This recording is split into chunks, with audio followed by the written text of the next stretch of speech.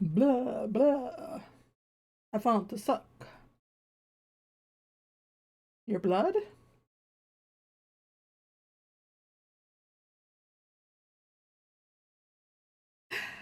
Hi. Happy Halloween. Ooh, it's a spooky dream. I was lying in bed last night when suddenly I decided I wanna stream those Alfred Hitchcock stories. I have no idea if this stream will survive after, if it will all be muted. But it ain't muted now. That's what I always go for. Alright. Blah, blah, blah, blah. Happy the Halloween. I'm gonna do a Alfred Hitchcock story. And maybe I will do like a whole side of the album, or I'll stop intermittently between stories. We'll see. I'm gonna start it though. Here we go. How do you do, boys and girls? My name is Alfred Hitchcock, and I'm delighted to find that you believe in ghosts too. After all, they believe in you, so it is only common courtesy and politeness to return the favor. As a matter of fact, I tell them human stories all the time, and they enjoy them immensely. Now, of course, the best way to listen to ghost stories is with the lights out. There is nothing like a dark room to attract ghosts, and you may like to have some of our mutual friends come and listen with you. Turn my lamp off. Are the lights out? Mm-hmm. Good. Doors closed, blinds drawn? Mm-hmm. Excellent. Don't worry about the ghosts getting in. Mm-mm. They can slither through keyholes and under doors, you know. Now just be quiet. Hear that slithering? Ah, good. Now that we're all here, we can begin. First of all, let me say that I have always been curious about those things which makes the average person's blood run cold with fear and horror. But then the average person becomes upset over such simple things as a door opening, footsteps in the hall,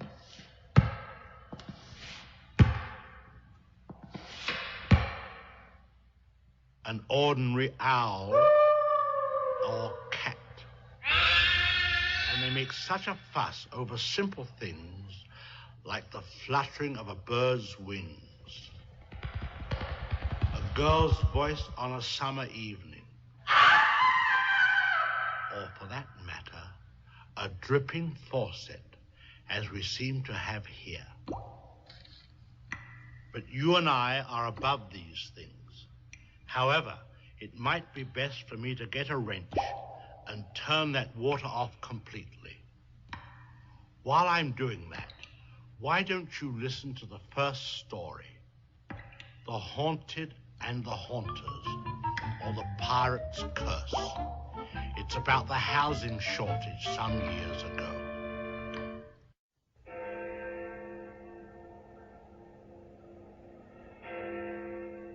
I had just arrived back in London with my family from a trip to India.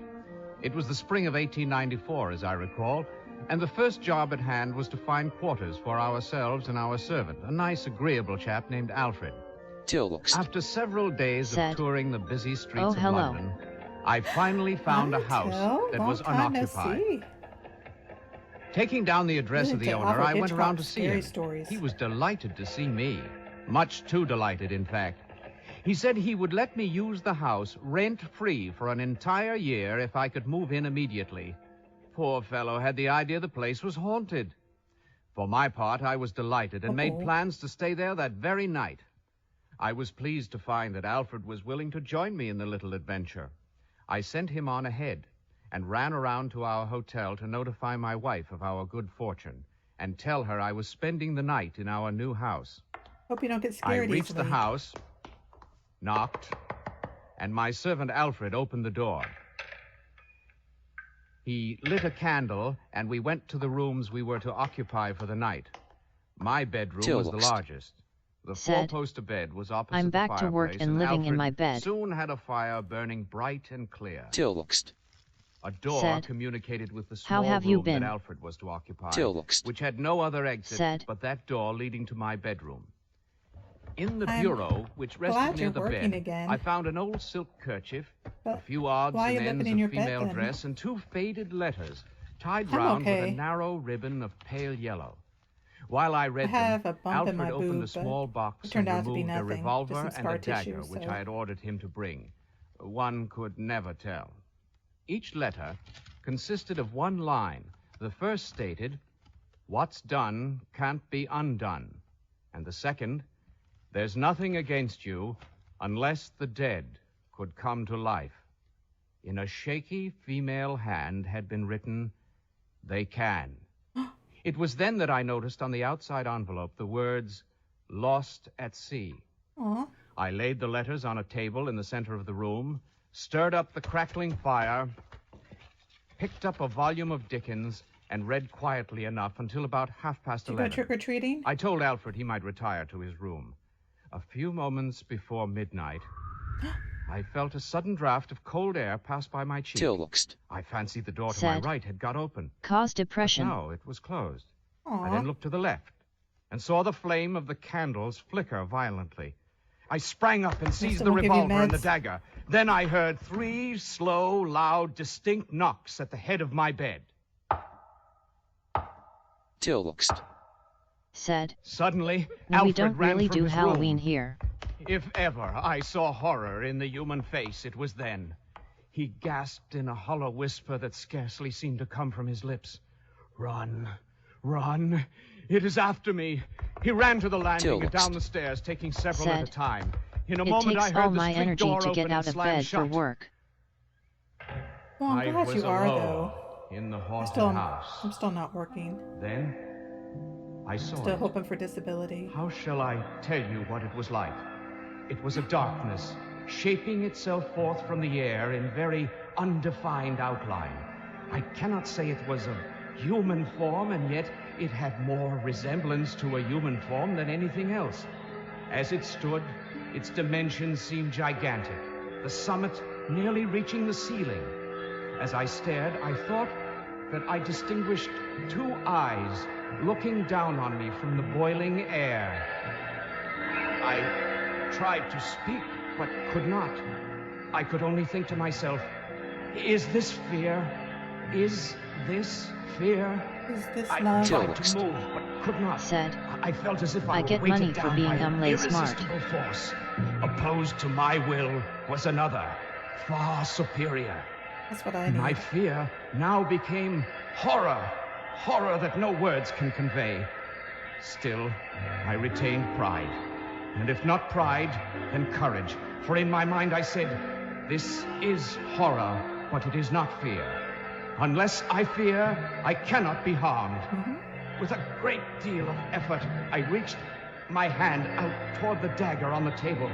But as I did, I felt a strange shock Said, on my arm. "But I had a goal and for my shoulder, savings. I'm and not there I yet, was so work is the best option." Oh. Yeah, if I could work, I would. And now the light slowly began to wane from the candles. I like having The money. same was happening with the fire. In a moment, the room was in utter darkness, and my terror reached a climax. And wonder of wonders, I broke forth with the words, "I do not fear, my soul does not fear." With that, I found the strength to leap from the bed and rush to the window and throw back the curtains and fling open the shutters, for my first thought was, light!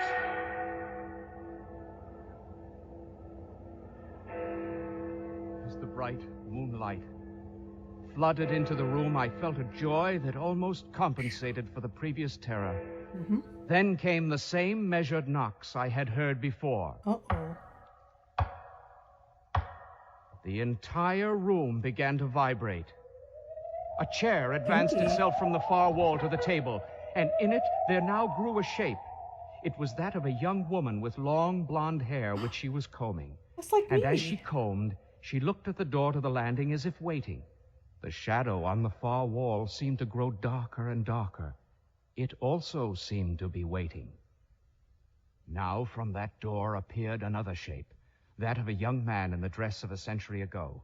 He moved toward the young woman, and as he did, the great shadow struck, boiling down over the two. There was a soft chuckling sound.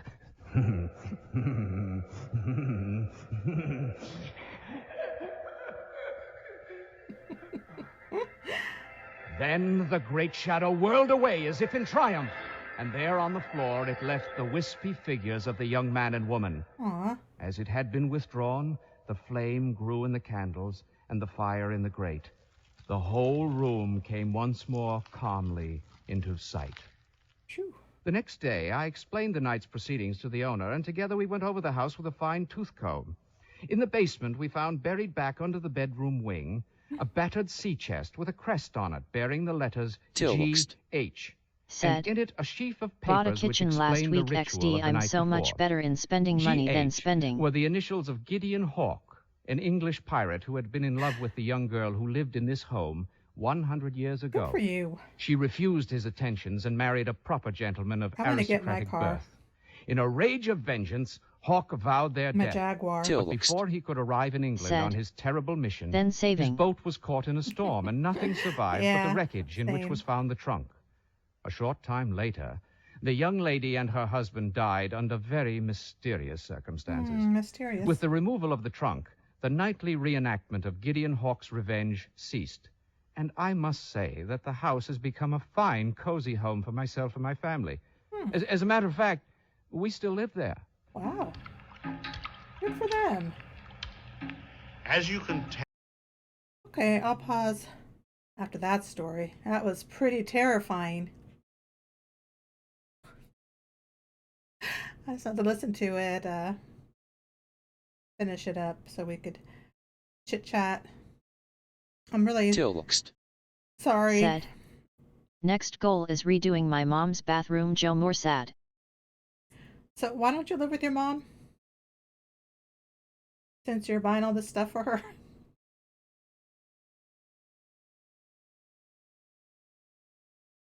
Seems like it'd be a good idea. Maybe you wouldn't be as depressed. Or maybe it'd be worse, I don't know. I can't live with my mom because she's dead. She lives in a little box because she was cremated. Said, we own the house together. Oh, okay.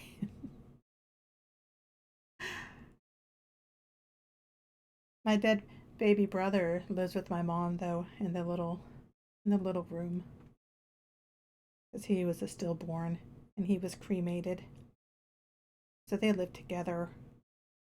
We go visit them sometimes. My mom always says she wanted a peephole in her little box. I don't know what they're called. Those little, at the cemetery, there's little boxes where people put ashes. So I still need to do that. Maybe when my dad dies, I'll make them put a peephole in the door so my mom can look out, see who's visiting.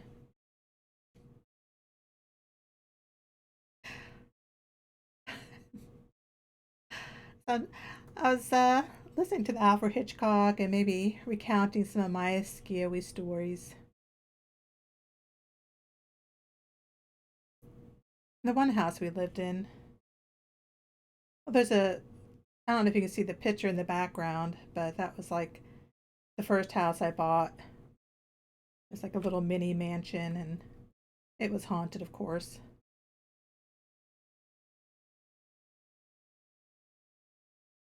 There was several things that happened there. I guess a short one is there was this huge picture even a picture. It was like a... Tilgst. Said. The house we grew up in, my brother bought that one. Oh, okay. That's cute. But then, so do you live with your mom then? You guys bought a house together? And that's where you're fixing it up?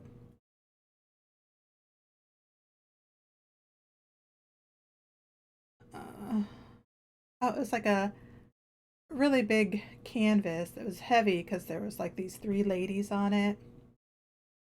They were like paper mache or something. It belonged to my sister, and we were just keeping it at our house because it was huge. But yeah, like one night it fell off the wall and scared the bejesus out of us because we had it in the bedroom. It just was like straight off the wall, like just straight against the wall, like it just fell straight down. But the nail that was holding it up was still there. So we don't know how it like moved itself off this nail and then down. It's not like the nail gave way or fell out. It just somehow. That was always neat to me. Not too scary, but still. Hmm. The real scary story. Well, gosh, there's several. I'll tell the stories of that house. And the really weird one was it was 5 bedrooms, and the one bedroom was like probably like a servant's room because it was like the back stairs went up to that room, and there was a door between like that part of the house and the rest of the bedrooms. And I know there was like ladybugs in there all the time. Well, during the season, I guess the fall or whatever. It was always kind of weird, but neat because they're supposed to be lucky. But like my husband's sister and her husband came to visit one time, and they were staying in the guest room, and they decided not to stay there. They left and stayed at a hotel instead because I guess they were too weirded out by the room and the ladybugs. But I was sleeping in there one time after we had the kid because I'm weird. I think I was like depressed or mad or something, so I decided to take a nap in the guest room, and I felt like when I fell asleep, like the whole bed, it was like a swing, and I was just like swinging in the bed, and it was really, really strange. I'm sure other things happened too, but then that's what I remember the most. And then I dreamt like there was a ghost guy standing next to me on my right, and he bent over and kissed me. And right then, my husband walked in holding our kid, and he was probably about 1.5 or something at the time. But it woke me up, and the kid like Tilgst. pointed to the window and Said. said "ghost," like right Technically where I not, thought I he got a was. separated little house behind my mom's. Oh, The that's idea was cute. that my nan could live there, but by the time we were done she didn't want leave the house she lived in with her husband. Oh, that's nice. That's really cute. You get your own place, but you guys still are close. That's nice.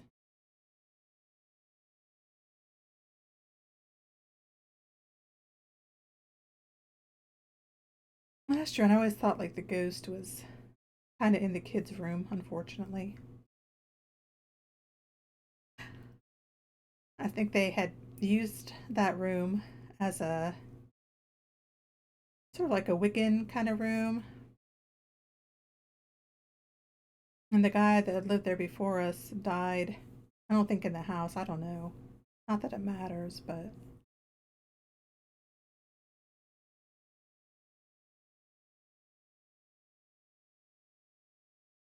that was another reason I kind of wanted to leave there because I didn't want my kid growing up Tilgst. around a ghost. Said.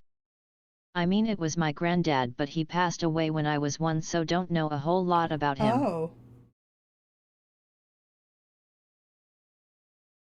Yeah, that's pretty young to... There's no way you'd know.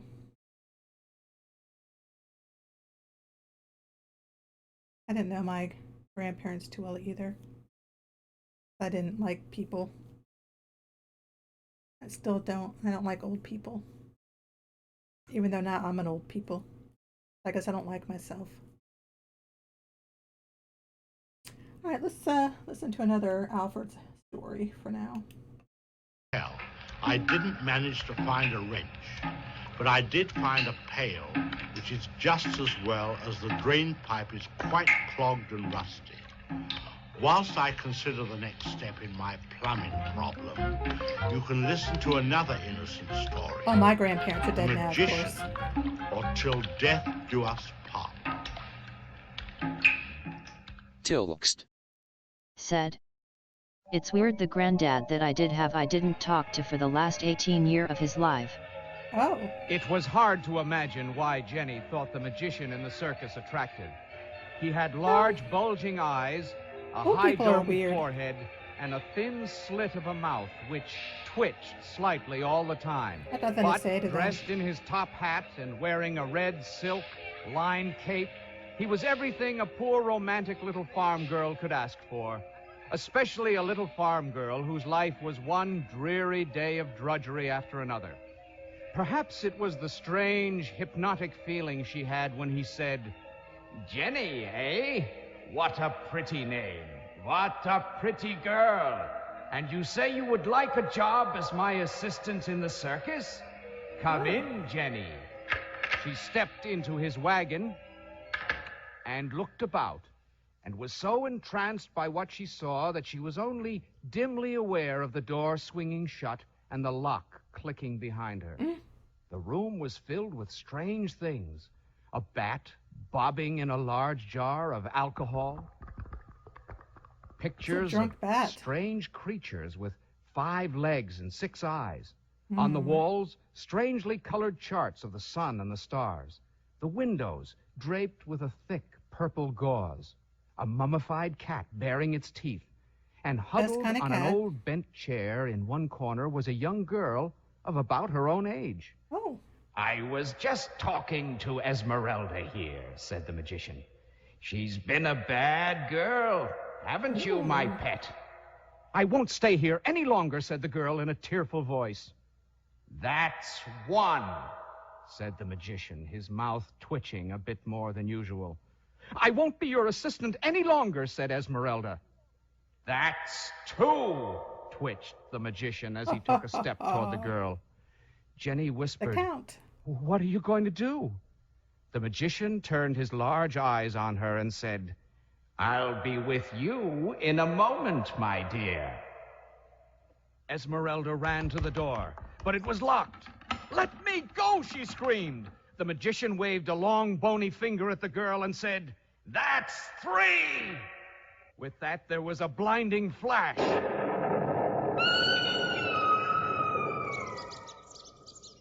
Jenny looked, and there, where a moment before stood a pretty young girl, was a squeaking white mouse. The magician pounced on the mouse and chuckled. He picked it up and walked to a small closet. He opened the door and took out a cage that was filled with white mice. Uh-oh. He dropped Esmeralda in the cage and put it away. He turned and moved toward Jenny. And now, my dear, what was it you were saying? He said. Gotta go. Jenny ran to the door and started to hammer at it with her fists. She turned and said, "You terrible, horrible man doing such an awful thing. I wouldn't be your assistant if you were the last magician on earth." The magician shook his finger at her, smiled, and said quietly, That's one. Uh-oh. She's boned.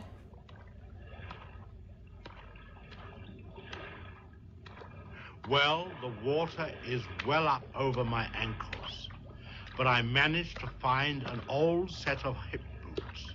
At least the rugs and floors here will get a good washing down. Now here's a story called Johnny Takes a Dare, or The More the Merrier. I listened to this with my sisters The when I was best a thing kid. about the new house they were building down by the woods at the other end of town was that there wasn't any watchman. You know how cool it is to play in a house that's being built? All that sand and all those wooden beams over the cellar that you 'Cause can I'm walk old. tightrope on? The kind of playing that it's a good thing parents don't know anything about, because if they did, they'd have a fit. Well, it all happened on a Saturday in the summertime, the time of year when you have dinner and still have a few hours of daylight left to play in.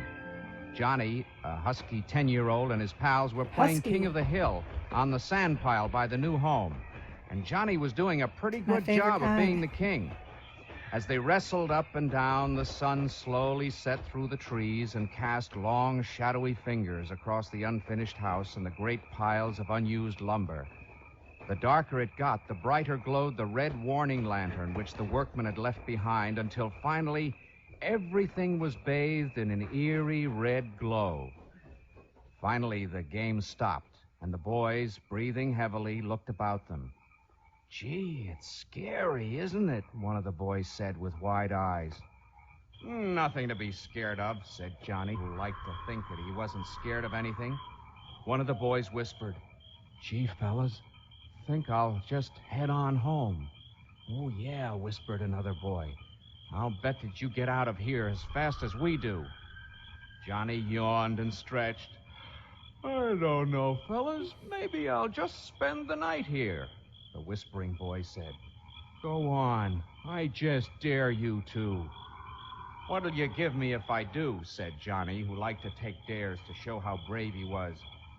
"My new scout knife," whispered the boy as he edged toward the road home. "Sure," said Johnny, "like taking candy from a baby. Drop off and tell my folks I'm camping out for the night." Johnny looked around and started for the unfinished house. He was startled for a moment as he saw a great shadow moving against the side of it, but laughed weakly to himself as he realized it was his own shadow caused by the red lantern light. One room was almost finished. At least it had a floor and a roof on.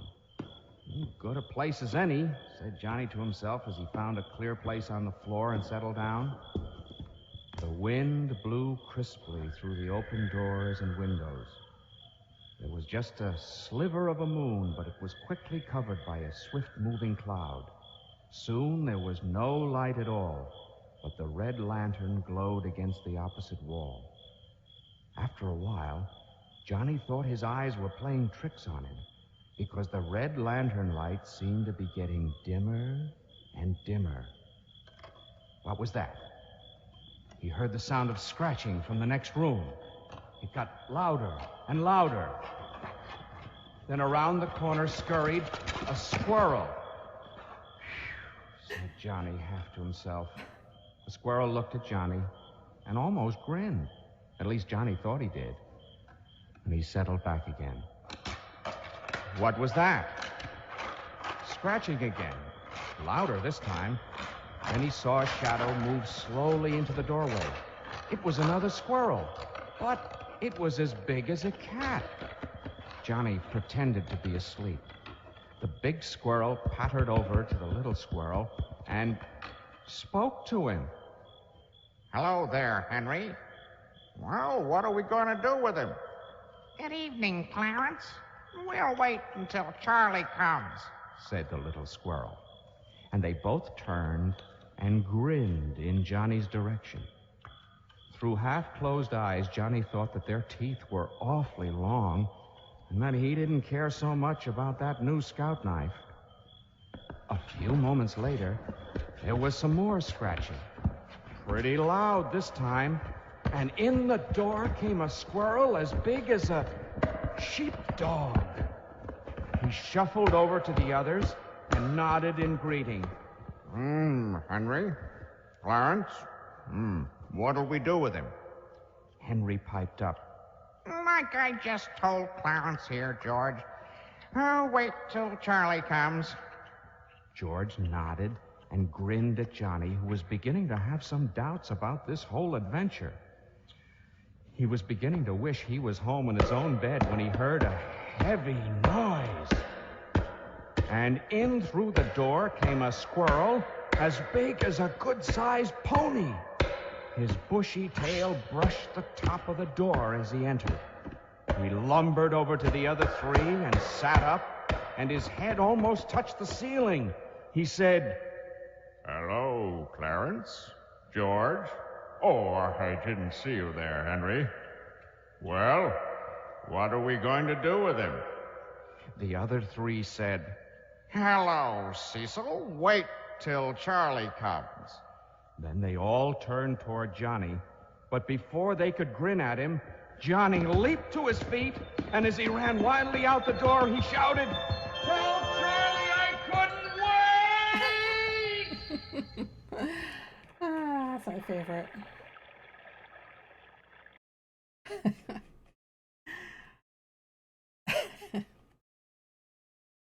Never gonna find out what would have happened.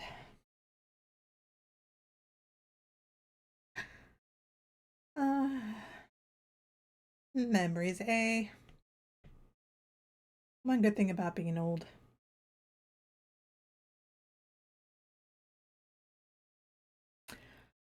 All right. I guess the last story of the house. Oh, yeah, the last big story of my first house. I think we lived there for like 10 years. But one time, at night, my husband was working, but I had the night off. We both smoked during those days, but I was like watching TV and I heard this pounding, like it sounded like cupboard doors just opening and shutting, being slammed shut several times. So we had a pantry. Like there was the living room where I was watching TV, then the hallway, then there was a dining room, and a pantry that led to the kitchen. So I went to the pantry to see if there was anything there or if the cupboards were open or anything, but there was nothing, and didn't know what else could have made the noise. And I went to the basement door, and I always thought it was kind of funny because people are always like in movies, like, don't open that door, I wouldn't do that. But in reality, you do. I was like, the basement was really creepy anyway, of course, but like it had stairs going down and then a curve and they'd continue down. So you couldn't see the bottom, you couldn't see into the basement. It just was like a landing, or actually the stairs actually curved. There was no landing. They were just like the ones in the basement and the back stairs both like curved. So, I opened the door and it was very dark down there and there was like no animals or anything. I was like, well, I guess, no one's at this door. So I closed it and went to the back door. In the back door, there was an enclosed porch. I looked out there and like the little screen door on the porch was latched, so no one had been on the back porch knocking at that door. So I figured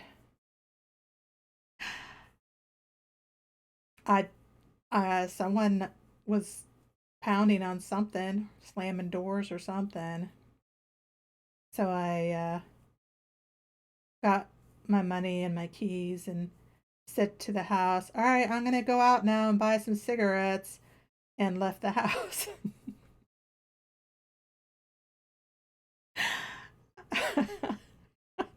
That I always found amusing to myself. Like I was just letting the ghost know, okay, I'm going now. I'm going to go buy some cigarettes.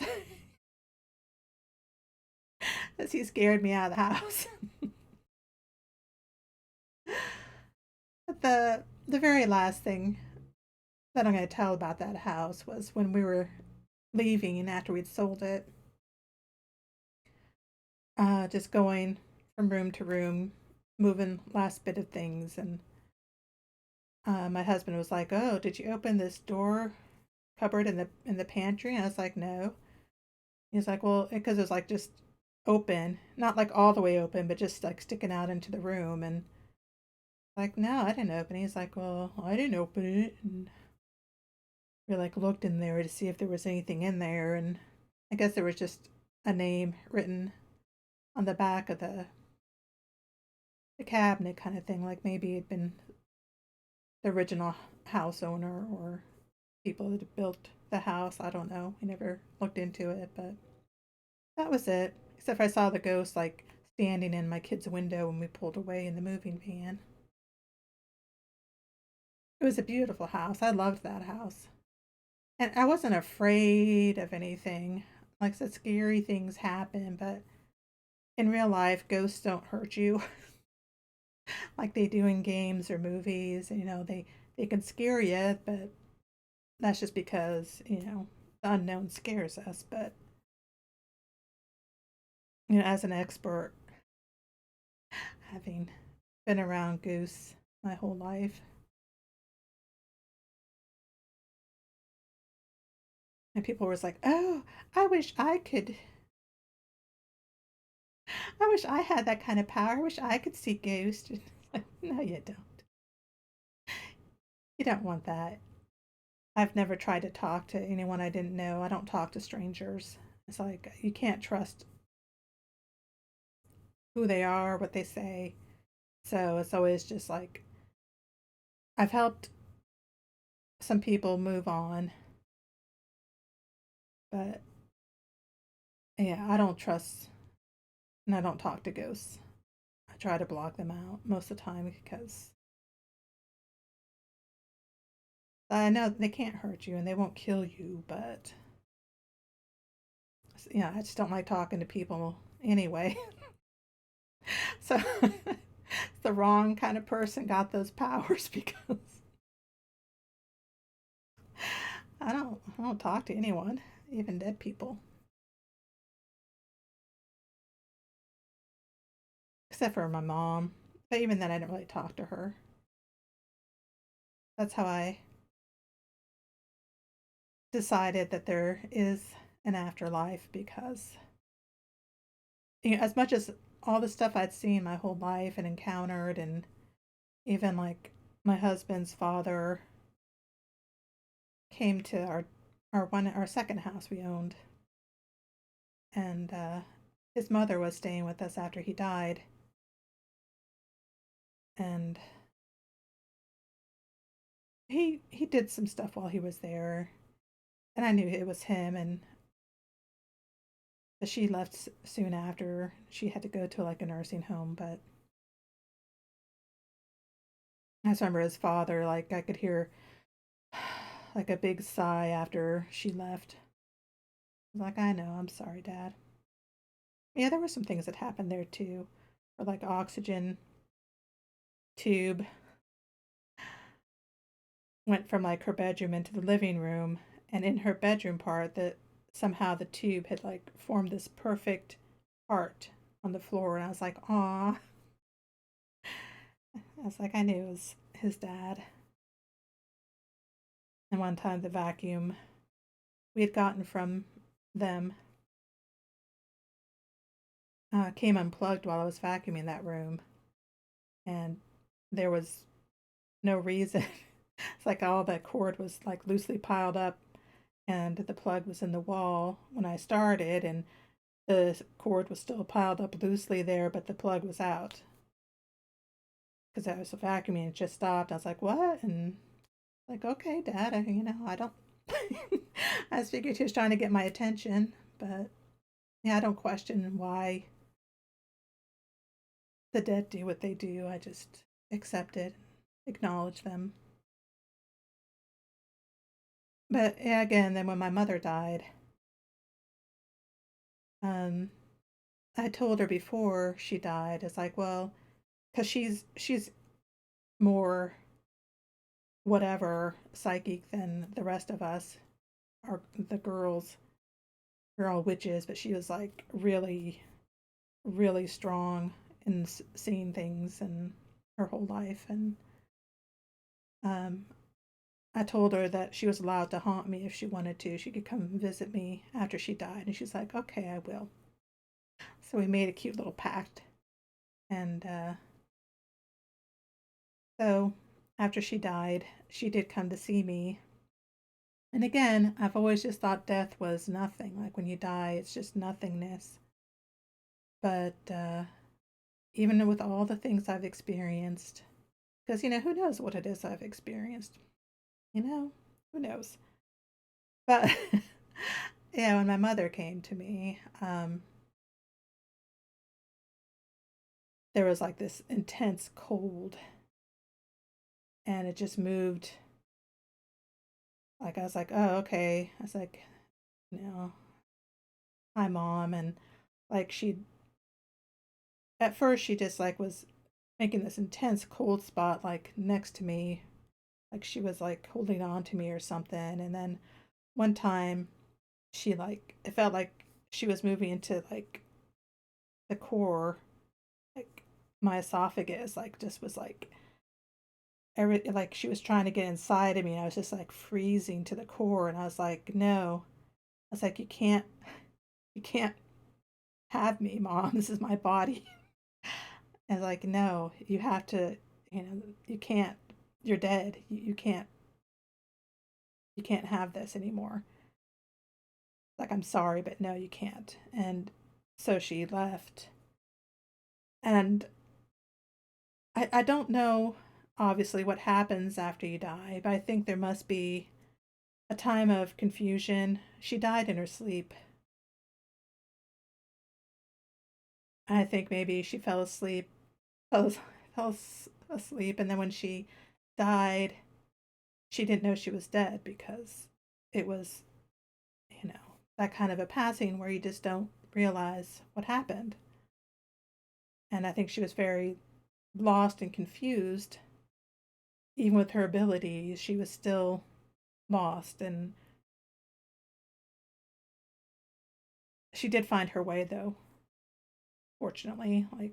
So I think it was kind of rough. And then she found her way, and she came to me in a dream. I shouldn't say a dream, but while I was sleeping, and just had the biggest smile. She was so happy. And I knew she had made it, and she was coming to see me to let me know she was okay and she was happy. And she couldn't say anything because I don't think they're allowed to tell us things about the other side. But yeah, I could sense it was great. It was wonderful, incredible, something to look forward to. So yeah, that was nice. That made me a believer that there is something, because if I'm wrong, whatever, but I'm pretty sure there is that continuance after you die of some kind. Because yeah, she had to go for a while. She told me like she was coming to my in my dreams several times and just being happy, just letting me know. It's not like she was in a dream. She was like there, like coming to me, appearing to me, and letting me know. And it was nice. But then she let me know she was going to be going for a while. I was like, okay. And she did. She left for several months, and she came back in this big storm of dandelion clocks. It's the dandelion clocks, like one landed on me when we put her ashes into the box at the cemetery. I was like, oh, it's my mom. And so the dandelion clocks have always been a message from her. There's like a little reminder, she would say hi, just so I'd think of her. And that day, I don't know how it happened, but it was like a literal, I guess like a big thunderstorm or something was brewing, but the window I looked out of was just filled with clocks. I was like, oh, I guess she's back. So that was nice. She doesn't talk to me much now. It's like whatever, because I know she can't tell me anything anyway, and I don't need to know. I know enough. So yeah, her I will open myself up to, but other, even relatives, I just don't want to talk to anyone who's dead. So don't ask me to do it because I won't. Unless it's a friend. If a friend died and they came to me, yeah, I'm sure. That's happened a couple times. Sometimes, no, I don't know. I think they're too sad or something. People that kill themselves, but other people just kind of say hi in a dream sometimes. Wow. All right, that was a lot to say. All right, I'm gonna play some more Alfred Hitchcock. I managed to find the most marvelous chair. It floats beautifully. And you really mustn't worry a bit about all this. We English are a seafaring people, you know. I just must be careful not to tip over. I've been thinking the past few minutes. It's interesting to note how being afloat makes one thoughtful. The soothing motion, I suppose. At any rate, I was thinking that perhaps it might not be a good idea for you to listen to too many ghost stories. For instance, this is the sort of thing that could possibly happen.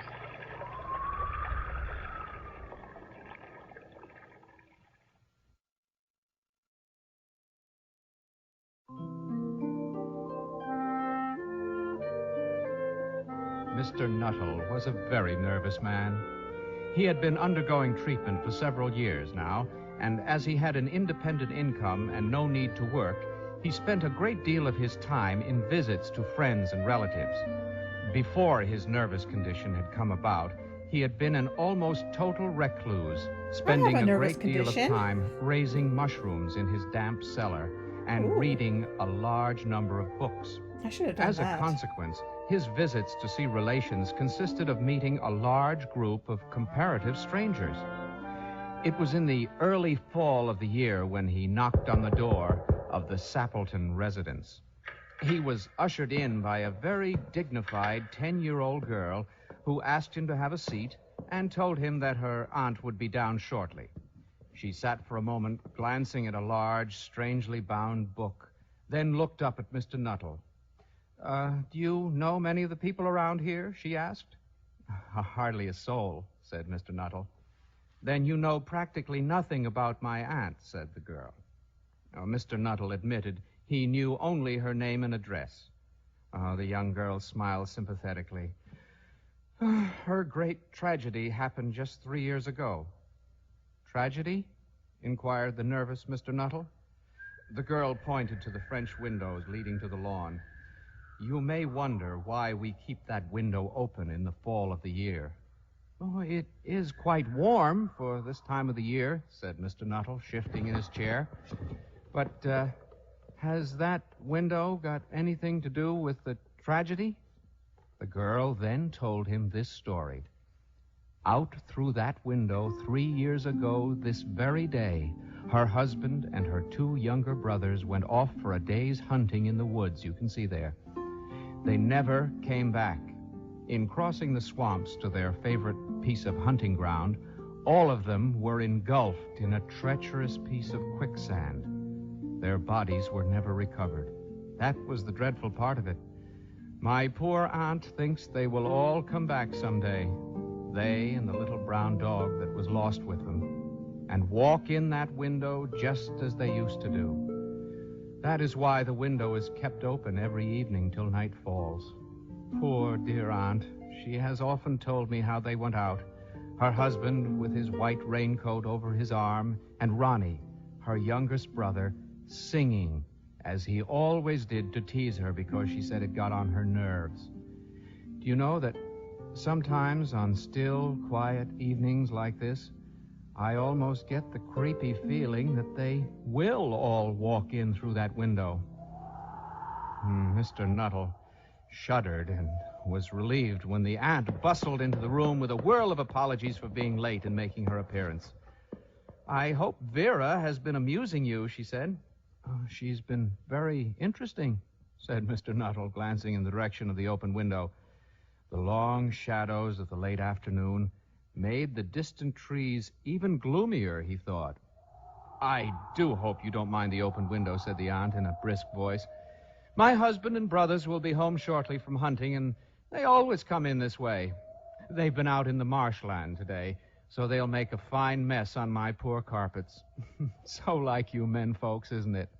She prattled on cheerfully about the hunting and the scarcity of birds and the prospects for duck in the winter. To Mr. Nuttall, it was all purely horrible. He made a desperate but not too successful attempt to turn the talk to a less ghastly topic, but he was conscious that his hostess was not giving him a great deal of her attention. Her eyes were constantly straying past him to the open window. He thought it was an unfortunate coincidence that he should have paid his visit on this tragic anniversary. He cleared his throat nervously and tried once more to capture the attention of his hostess. The doctors agree in ordering me complete rest, an absence of mental excitement, and the avoidance of anything in the way of physical exercise. On the matter of diet, they are not so much in agreement." "No?" said the aunt. Then she suddenly brightened into alert attention. "Here they are at last, and just in time for tea. Don't they look as if they're muddy up to the eyes?" Mr. Nuttall shivered slightly and turned toward the little girl to give her a smile of sympathy. The child was staring out through the open window with dazed horror in her eyes. In the chill shock of nameless fear, Mr. Nuttall swung around and looked in the same direction. In the deepening twilight, 3 figures were walking across the lawn toward the window. They all carried guns under their arms, and one of them carried a muddy white raincoat. A tired brown spaniel was close at their heels. Noiselessly, they neared the house. And then Mr. Nuttall heard... "Do you ken John Peel in his coat of gray?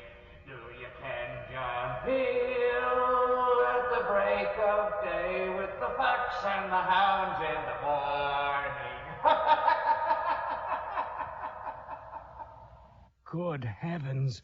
Just as the little girl had said, one of the men was singing. Mr. Nuttall grabbed wildly for his hat and coat and dove for the front door. Flinging it open, he ran down the path, tried to jump the hedges, tripped, and fell down.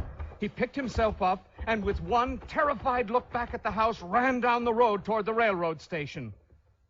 Back in the house, the figure carrying the muddy white raincoat stepped in the open window and said, "Well, we're home, dear. A bit muddy, but on time for supper."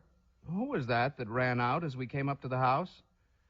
That was a Mr. Nuttall, dear," said the aunt. "Some distant relative who dropped in for a visit." "Extraordinary man. All he seemed to talk about was his illness, and when he saw you coming, dashed off without saying a word. I don't know what to make of it." The little girl shook her head gravely and said, "I expect it was the spaniel. Mr. Nuttall has a horror of dogs. He was telling me just before you came down that once he was chased into a cemetery by a pack of wild dogs and had to spend the night in a newly dug grave with the creatures snarling and grinning and foaming just above him." "Oh, why, the poor man," said her aunt. "One would have thought he had seen a ghost." The little girl smiled sweetly. What a brat.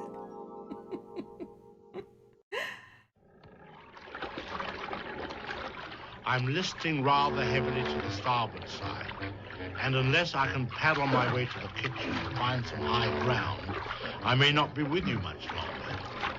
Well, at any rate, whilst I attempt this intricate naval maneuver, here's a story about a man named Sam Preston, which I refer to as the helpful hitchhiker. These stories are so cute. You probably never heard of Sam Preston. I didn't till one rainy night in spring a couple of years back. I was barreling along Highway 6 into the foothills of the Rockies in a 30-ton diesel carrying about 20 tons of high-octane gasoline. It was pretty windy, too, as I recall. But even though the visibility was not so good, I had to make time on account of that flat I had outside Omaha. Almost midnight, and I wanted to get to a diner and get some coffee because I needed it pretty bad. I was having trouble staying awake. I've been doing these long hauls for about 15 years now, but I never made this route. Anyway, I'm doing about 50 and staring at the white line in the highway, and rain is splashing off the windshield, and the wipers are going lickety-split. And then I saw him. Now, I'm not one to pick up hitchhikers. You never know. Might be a hijacker. Besides, we got orders not to. I got a glimpse of him as I went by, and what the devil, here's an old guy out in a storm and no raincoat, and it's a good 10 miles to anywhere. So I hit the brakes hard, and I could feel all that gasoline sloshing around in the big tank piling up the weight behind me. But I pumped the brakes till I stopped and then waited for him to catch up. Boy, was he soaked. He swung up into the cab and dropped into the seat. 48, an old man. Thanks, fella, he said. Here, I said, and I handed him a towel that I always keep handy for washing and shaving. Before I even asked him, he tells me he was out walking and got caught in a storm. Wasn't going far, he said, but every little bit helps. Seemed like a gentle old guy, gray hair and all. Used to be a driver himself, so he knew all about trucks and long hauls. Said he stopped driving about 10 years ago, and now he had a part-time job. Didn't tell me what it was. His name was Sam Preston. Anyway, he knew the roads, and we talked some. Every so often, I'd glance over at him. The lights from all the dials on the dashboard gave him a funny look, like he was sitting there in a kind of a misty glow. And his voice was like a whisper that somehow cut through the noise of the motor. Those diesels make quite a racket, you know. Oh, yeah. Oh, he asked about my kids, which was pretty strange since I didn't recall saying anything about them. Well, after a while, he told me that the place he got off was just a little ways ahead, and so I started to slow down. Just before he got out, he told me about a diner that was about 2 miles up ahead, but said to be careful because of a hairpin turn just before you come to it. The curve was not so bad, but this time of year there might be rock slides, especially with all the rain. He jumped out and thanked me, and I leaned over to the other side of the cab to thank him for the tip, but I couldn't see him. And just like that, he was gone. I didn't see any houses. So about 10 minutes later, I ran into that hairpin turn, and it was a good thing I was taking it easy, because there in the road ahead was a great big rock slide, just like Sam said there might be. I left the lights on, and I jumped out. The truck couldn't get by, and I'd have to call the main office. I crawled over the big boulders, and I saw the lights of the diner. Just then, a state trooper car drove up and told me they'd have a bulldozer there in a couple of hours, and I could get through then. Hours? Whew. So I went over to the diner. I made the call, and the dispatcher was pretty nasty. I was pretty nasty back, too, because all I could think of was 20 tons of gasoline exploding and me in the middle of it. Nothing to do now but wait. I sat down for some coffee and told the guy behind the counter all about it. I told him that if it hadn't been for Sam Preston hitchhiking, I might look something like those hamburgers he was frying up. The counterman dropped a fork, and he looked at me. Who, he said. Sam Preston, I said. Lives around here someplace. Maybe you know him. Used to be a truck driver. Yeah, that's right, said the counterman. Sam Preston was a truck driver. About 10 years ago, he was caught in a rock slide out there about where your truck is standing. He was killed. Oh. Jimmy knew all about the haunted house. He knew that it belonged to his Aunt Mary, but she would never talk about it. She said the stories about the house were silly nonsense and that there were no such things as ghosts. If all the villagers weren't a lot of superstitious idiots, she would be able to rent the house, and then she would have enough money to buy Jimmy some decent clothes, and best of all, take him to the movies as often as he would like to go. Wow, that would be great. Jimmy thought about the house a lot. If he could only prove there wasn't any ghost. And so one Saturday morning, when his aunt was in the village, Jimmy took the key to the haunted house and started out. Nothing to be scared of, he told himself. Ghosts aren't around in the daytime. But when he pushed through the dark, gloomy path and looked at those blank, dusty windows, he wasn't so sure. He walked up to the porch and stopped. His feet didn't seem to want to go up the steps. It took him nearly 5 minutes to persuade them to move, but they finally did. They marched him right up to the door, and Jimmy put the key in the keyhole. It turned with a squeak, and Jimmy pushed the door open and went in. The hall was empty. And then, as he stood there, listening to the bumping of his heart, gradually the light faded. The hall grew darker and darker, as if something huge had come up the porch behind him and stood there blocking the doorway. Then the door, all by itself, began to swing shut. And before he could stop it, it closed. And it was while he was pulling frantically at the handle to get out that Jimmy saw the ghost.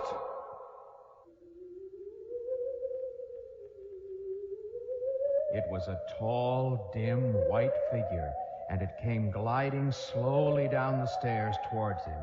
Uh-oh. Jimmy gave a yell and yanked open the door and tore down the steps.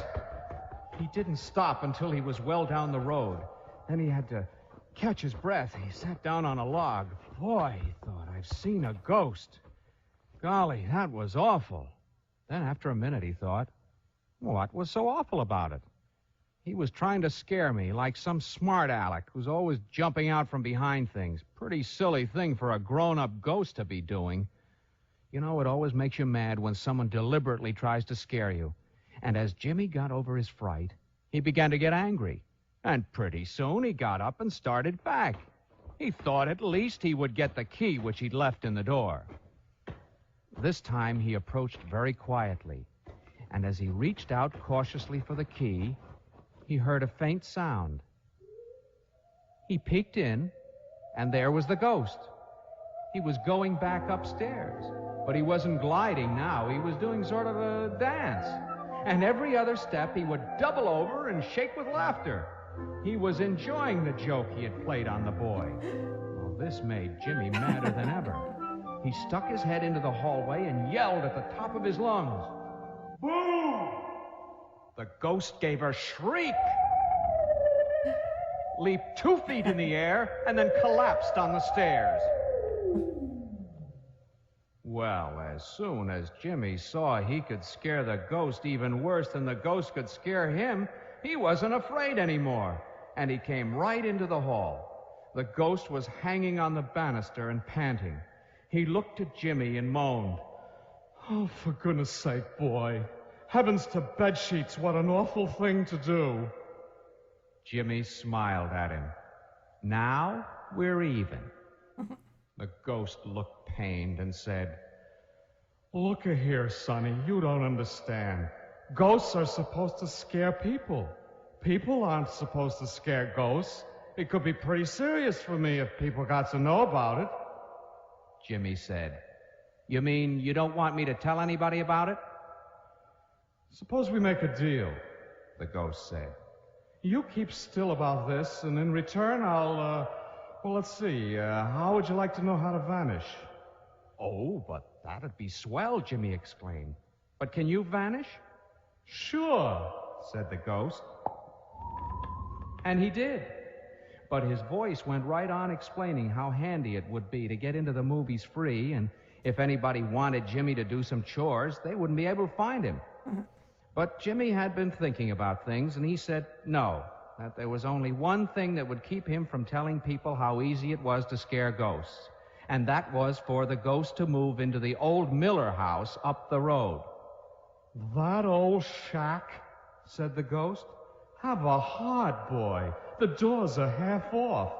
Roof leaky, rain dripping all over the place." So they argued about it. The ghost said if Jimmy wanted to make money, he could learn to vanish, then he could join a circus and get a big salary. Jimmy said he didn't want to be in a circus. He wanted to go to college and learn to be a doctor. What a sap. So the ghost sobbed and cried and said he'd been living in the house for 30 years and now he was being thrown out into the cold world. Well, he was trying to make Jimmy feel cruel. But Jimmy didn't feel cruel at all and pointed out that the ghost had certainly driven plenty of other people out into the cold world. And at last they came to an agreement. The ghost agreed to try out the old Miller house and teach Jimmy to vanish, in return for which Jimmy promised not to tell anyone that ghosts could be scared.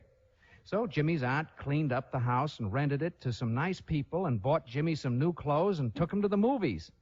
But every Saturday morning, Jimmy went up to the old Miller house for his vanishing lessons.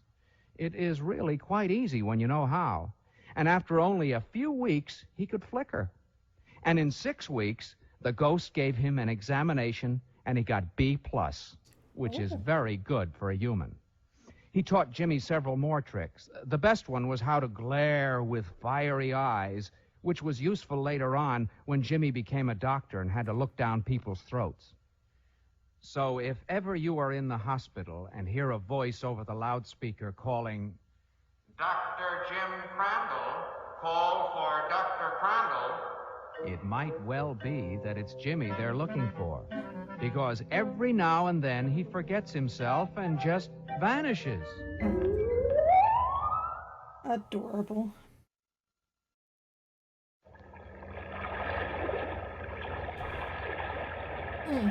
It's a good thing to know if ever you are staring into the darkness and you see something staring back, simply say, "Boo," and it will go away. In the time we have left, I might mention several other interesting things. Don't ever brag about what you'd do if you saw a ghost. It's a sure way to get them angry at you. Don't slam doors, as you might pinch a ghost. Don't leave sharp objects like knives lying around. A ghost might sit on them. Ooh. Just keep convincing yourself you aren't frightened, that you are brave, that there is nothing that can scare you. I really can't go on much longer. There's only about 3 inches of airspace between the water and the ceiling. If you will be good enough to stop this record now, before the water can rise, I shall be more than grateful. Hurry, please hurry.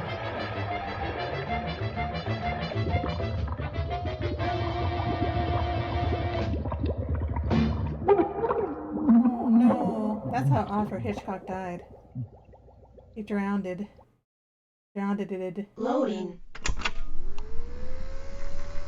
Alright. That was the thing. It's Halloween. That's too loud, sorry.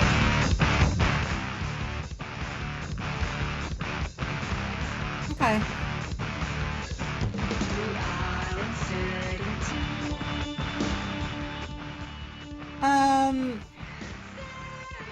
So I wasn't gonna do anything, but I gotta tell some stories and have the nostalgia of listening to Alfred Hitchcock, so thanks for joining me. Maybe I will see you again someday. Probably not if you see me first, though. Oh, don't be scared of no ghosts, but don't talk to strangers. Have a great night and goodbye.